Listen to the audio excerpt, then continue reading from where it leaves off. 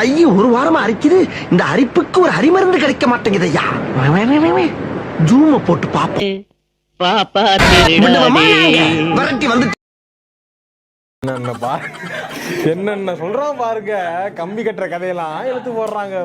வைரமுத்து பண்டார வன்னிய சமூகத்தைச் சேர்ந்தவர்.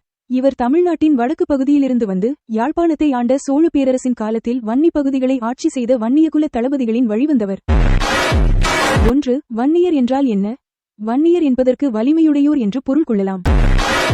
2. பண்டார வன்னியனின் சிறப்புகள்.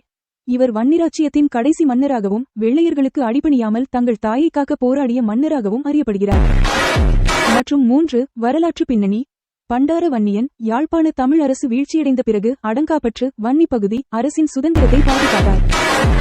புராணம் உள்ள சாதி, வீரம் உள்ள சாதி, வீர வண்டிய சத்திரியனாம். சத்திரியன் என்றால் அரச குலத்தவன். நாங்கள் சேர சோழ பல்லவ சம்புராயமனை வழித்தோழர்கள் படை நடத்தி பாராண்ட பேரினம் வன்னியகுல சத்திரியனம். அரசு குலத்தவன் இது நாட்டை ஆண்டவன். ஆக அதர்மத்தை அழித்து தர்மத்தை நிலைநாட்ட பிறந்தவன் தான் வீர வன்னியகுல சத்திரியன்.